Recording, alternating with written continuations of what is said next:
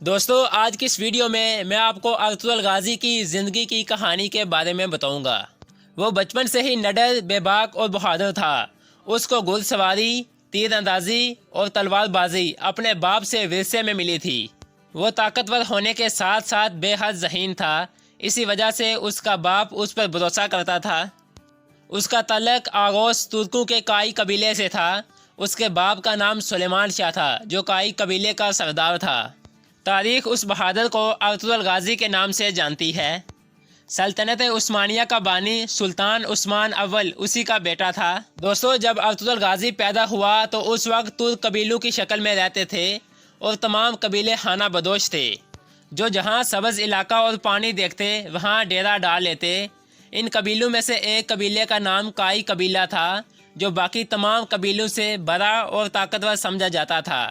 سلیمان شاہ اس کائی قبیلے کا سردار تھا جس کا سب سے بڑا مقصد اسلام کی اشاعت کرنا تھا، کیونکہ یہ وہ وقت تھا جب مسلمان ہر جگہ کمزوری کا شکار تھے اور منگول اپنا سر اٹھا رہے تھے اور سلجوقی سلطنت اپنے زوال کے قریب تھی۔ ان حالات میں ضروری تھا کہ مسلمانوں کی تعداد کو بڑھایا جائے، لیکن جب سلیمان شاہ کا انتقال ہوا تو اس کا بیٹا ارطغرل جانشین مقرر ہوا اور کائی قبیلے کا سردار بنا۔ ارطغرل بچپن سے ہی نڈر، بے باک اور جنگجو شخص تھا جو اپنے قبیلے کا دفاع کرنا خوب جانتا تھا، لیکن بدقسمتی سے حالات ایسے ہو گئے تھے کہ منگول ہر طرف تباہی پھیلا رہے تھے اور مسلمانوں کا قتل عام ہو رہا تھا۔ چنگیز خان کی فوجوں نے خوارزم شاہ کی فوج کو تباہ کر کے رکھ دیا تھا اور مسلمان منگولوں کے آگے لگ کر بھاگ رہے تھے۔ چنانچہ اس صورتحال میں ارطغرل منگولوں کا مقابلہ نہیں کر سکتا تھا، لہٰذا وہ اپنے قبیلے کو لے کر سلجوقی سلطنت کی طرف روانہ ہو گیا، جہاں اس کے ساتھ تقریباً 400 کے قریب خاندان تھے۔ راستے میں اس نے دیکھا کہ دو فوجیں آپس میں لڑ رہی ہیں، لہٰذا اس نے ان میں سے کسی ایک فوج کا ساتھ دینا چاہا، مگر اسے یہ معلوم نہ تھا کہ یہ لشکر کس کس کے ہیں۔ چنانچہ اس نے کچھ سوچ کر جو فوج ہار رہی تھی اس کا ساتھ دینے کا فیصلہ کیا اور اپنے ان چند سپاہیوں کے ساتھ مخالف فوج پر اچانک اور تیز حملہ کیا، جس سے وہ فوج ڈر گئی اور سمجھی کہ ان کو کہیں سے مدد مل گئی ہے اور وہ جیتتے جیتتے ہار مان گئی۔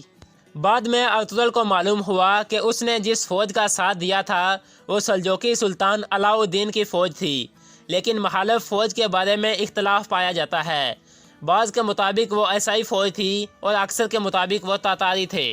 بہرحال سلطان ان کی بہادری سے بہت خوش ہوا اور ارطغرل کے قبیلے کو اپنی سلطنت میں اناضول کے قریب سکاریا میں ایک جاگیر دے دی اور یہ قبیلہ وہیں آباد ہو گیا۔ سلطان نے ان کو اجازت دی کہ سرحد کے ساتھ ساتھ علاقوں کو فتح کریں اور ان کو بھی سلطنت میں شامل کر لیں۔ چنانچہ ارطغرل نے بہت سارے علاقے فتح کیے۔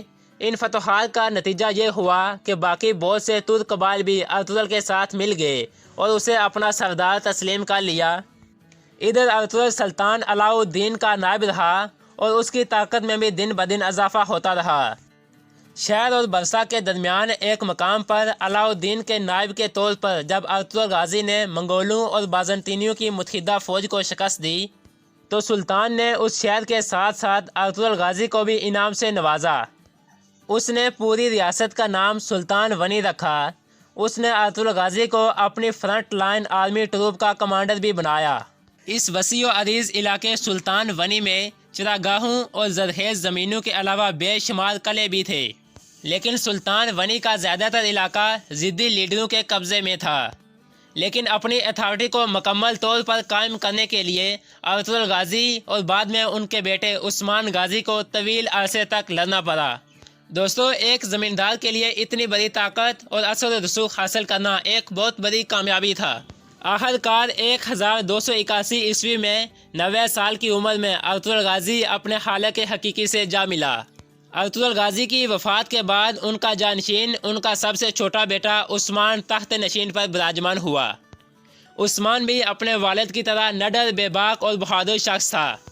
عثمان نے بھی اپنے والد کی طرح فتوحات کا سلسلہ جاری رکھا۔ دوستو آج کی یہ ویڈیو تھی ارطغرل غازی کی زندگی کے بارے میں۔ اگر آپ کو ہماری یہ ویڈیو اچھی لگی تو ہمارے چینل کو سبسکرائب کر دیں تاکہ ہماری کوئی بھی انٹرسٹنگ اور معلوماتی ویڈیو آپ مس نہ کر سکیں۔ آج کے لیے اتنا ہی، پھر ملتے ہیں اپنی اگلی ویڈیو میں، تب تک کے لیے اللہ حافظ۔